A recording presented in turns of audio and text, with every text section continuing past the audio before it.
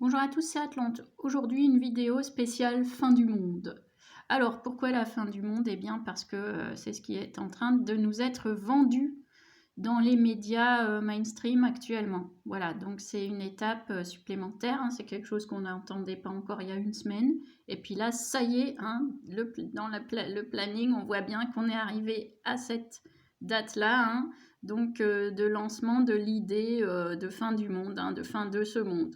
Donc, alors, vous allez dire, ah tiens, Atlante, elle regarde les médias mainstream. Oui, tout à fait, oui. Hein. Bon, je pense qu'on a compris que je ne suis pas quelqu'un d'influençable. Donc, je regarde tout simplement pour rester informée de ce qui se trame, hein, tout simplement. Je veux quand même voir, voilà, c'est comme ça que je comprends aussi les choses et que je comprends le timing, hein, et les méthodes qui sont employées, hein, par les gens qui nous dirigent, puisque effectivement, il y a au moins un avantage aux médias mainstream, c'est qu'ils sont le relais du pouvoir. Du coup, il y a une certaine transparence vis-à-vis de ce qui se trame, hein. Donc, moi, je vois le côté utilitariste de la chose. Voilà. Hein, donc, c'est pas parce que je regarde que je suis influencée, certainement pas. Hein, au contraire. Bon, alors la suite, c'est que pourquoi je parle de fin du monde? Bah, hier soir, je zappais comme ça et puis je tombe sur une table ronde, mais surréaliste, avec un type, je sais pas qui, d'ailleurs c'était lui, mais en fait le bouquin c'est un collectif. Et ce bouquin s'intitule Comment bien vivre la fin de ce monde. Voilà, hein. Donc là, les bouquins, comment maigrir en mangeant cru, comment. Puis là, c'est comment bien vivre la fin de ce monde. Voilà. Alors, parmi les signataires, là, j'ai vu les co-auteurs, j'ai vu Alain Minc. Donc là, j'ai dit, ah, l'estampille mondialiste, quoi. Donc, bon, évidemment, ce bouquin, on s'en tape, hein, mais quand même, ces gens-là, par rapport aux autres, ils ont quand même un truc. C'est qu'ils vont beaucoup plus vite. Vous voyez? Eux, ils sont toujours dans cette posture, dans cette position de force de proposition. Et les autres, ils sont toujours dans la posture de contrer ces propositions. Et ça, c'est mauvais. Philosophiquement, c'est mauvais. Il n'y a pas grand monde qui propose complètement autre chose, en fait. Faudrait qu'il y ait un parallélisme des formes, si vous voulez, à ce niveau-là. Parce que quand on est toujours contre, c'est perçu négativement. Même si on a 100% raison, c'est toujours perçu négativement. Donc ça, c'est la première chose. Ensuite, la deuxième chose, justement, sur l'attitude. Alors, ce qu'on voit, hein, ce qui est en train de se passer, là, on est à l'étape, donc, faire passer le message fin du monde, hein, donc ça veut dire vous ne vivrez plus le monde que vous aviez vécu jusqu'avant. Donc qu'est-ce que ça veut dire? On ne sait pas trop. Hein. Oui, plus de tolérance, plus de solidarité. Voilà, on a bien vu avec BLM, hein, vous voyez, les Black Lives Matter, c'est tombé quand? C'est tombé juste après le confinement. Vous croyez que c'est pas un timing réfléchi, ça? Pourquoi d'un coup il y a du BLM pile poil en pleine pandémie? Pareil, pourquoi on déboulonne les statuts alors qu'on ne l'a jamais fait, hein, on déboulonne les statuts. Donc tout ça, c'est un timing très précis. C'est un planning, un timing très précis, avec des populations manipulées, manipulables. Hein. Et ma foi, ça marche partiellement. Donc dans le timing, vous voyez, on avait BLM et le déboulonnage de statuts l'année dernière, puis là on a un matraquage sur le changement de sexe, là, les trucs transgenres, trucs là, voilà. Hein, donc ça, c'est l'illusion de la liberté. Hein. Finalement, je suis enfermée, j'ai le droit de rien faire, mais je peux changer de sexe, quoi. Hein. Ça, c'est la liberté d'aujourd'hui. Donc, vous voyez que sur la question des libertés, on a glissé vers d'autres conceptions philosophiques. Bon, mais ça fera l'objet d'autres réflexions plus tard. En tout cas, donc l'attitude à avoir actuellement, ben, ma foi, c'est rester soi-même. Ça, c'est primordial parce qu'en fait, on commence à voir autour de nous, hein, observer un peu des gens qui flanchent. Hein. Par exemple, des gens qui sont seuls sur une plage déserte en plein vent, qui portent le masque. Je veux dire, bon, là, on est déjà dans l'ordre de la brebis égarée. Là, si vous voulez, là, on est déjà à un stade où on peut difficilement faire quelque chose. Vous voyez, le port du masque, c'est un sujet, j'allais dire, c'est un sujet débile, c'est un sujet central quand même, parce que c'est ça qui clive en fait. Vous avez soit les gens qui le portent, genre limite seuls chez eux, ou seuls sur la plage, parce qu'ils vivent dans la peur. Et puis vous avez l'autre extrême, c'est-à-dire le manque de respect, hein, ceux qui ne le portent pas du tout et qui sont dans une attitude rebelle, genre je le porte pas au bureau, je le porte pas à la boulangerie, etc. Et qui renvoient de là du coup quelque chose de complètement négatif puisque ils sont perçus non pas comme des rebelles salvateurs, mais ils sont perçus comme des postillonneurs contaminants, ultra négatifs, voire des ennemis.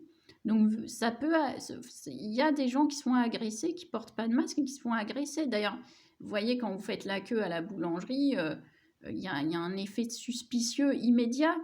Hein. Moi, par exemple, quand je suis seule dans la rue, qu'il n'y a pas beaucoup de monde, je porte pas. Voilà, mais ça, c'est mon libre arbitre et surtout, c'est mon intelligence. C'est-à-dire, moi, j'ai besoin d'oxygène pour me mouvoir, hein, surtout que je marche vite.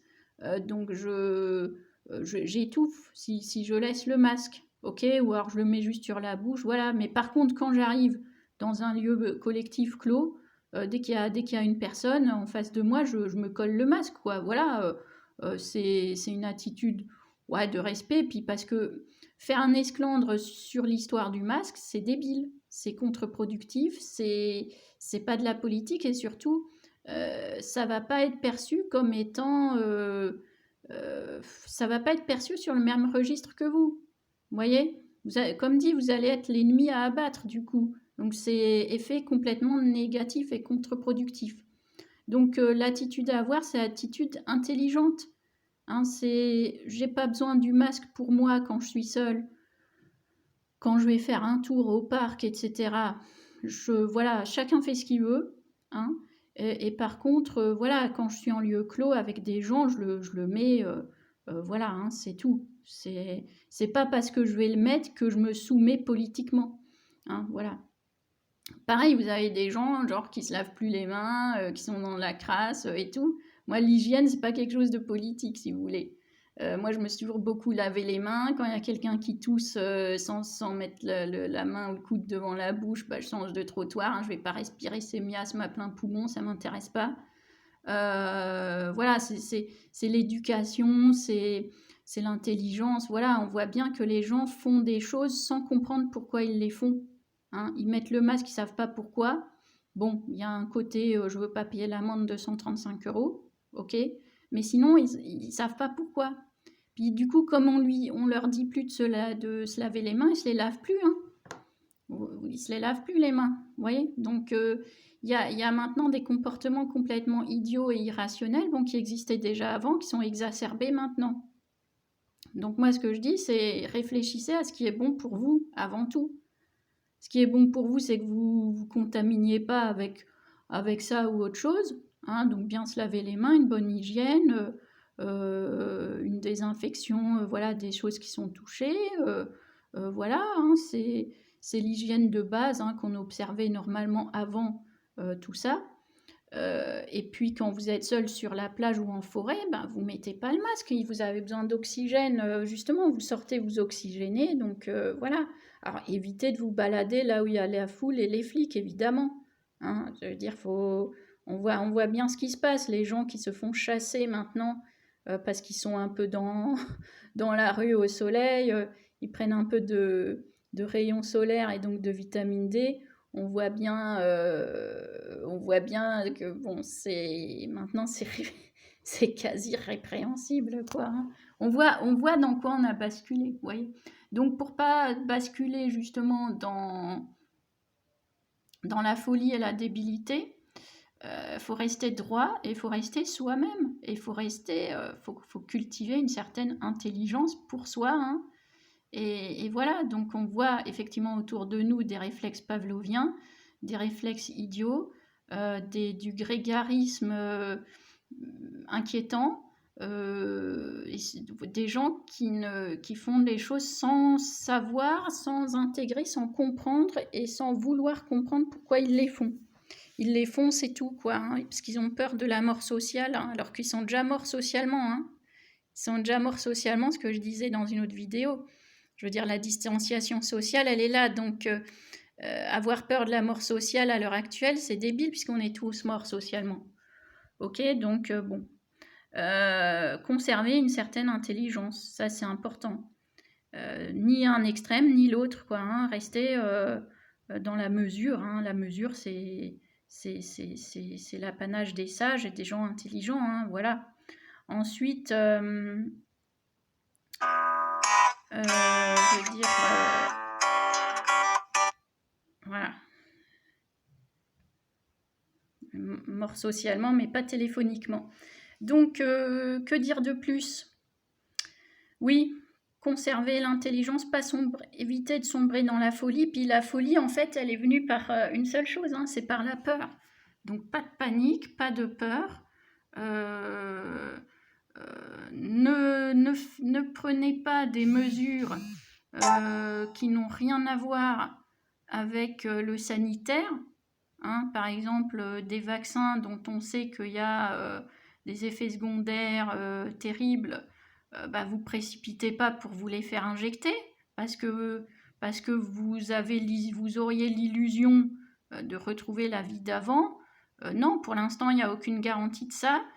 Par contre, c'est pas la peine de s'infliger des sévices corporels, quoi.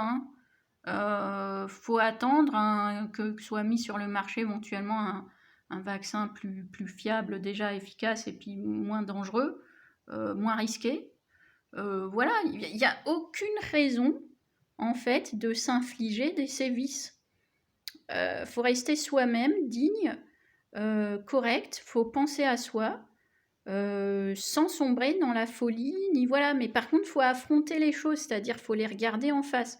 Ce qui est en train de se passer, c'est une dérive totalitaire, hein, et voire dictatoriale, tyrannique en tout cas. Hein, ça, c'est clair, il faut l'intégrer, il faut l'entendre, il faut le comprendre.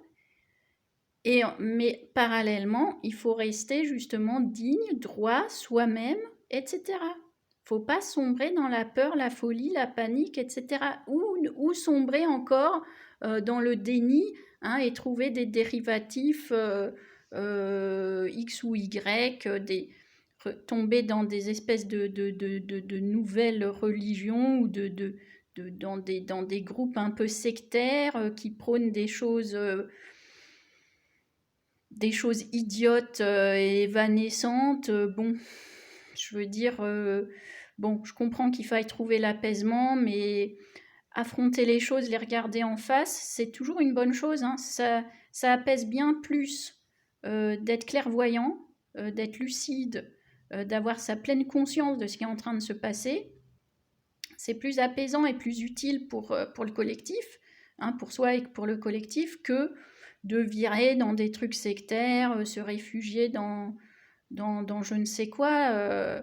Je vois des choses autour de moi qui sont très inquiétantes, hein, de sombrer dans des espèces de croyances planétologistes.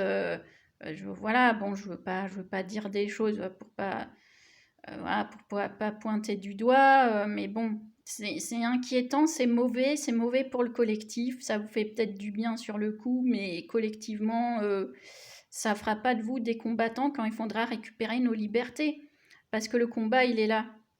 C'est récupérer nos libertés, je veux dire, toute l'histoire de l'humanité est fondée sur ça, hein, sortir de l'esclavagisme et conquérir les libertés, toute l'histoire de l'humanité, elle est basée là-dessus et sur absolument rien d'autre. L'indépendance et la liberté. Et l'illusion de l'indépendance et de la liberté, ben, c'est une illusion. Et l'illusion, c'est pour les moutons. Allez, à bientôt.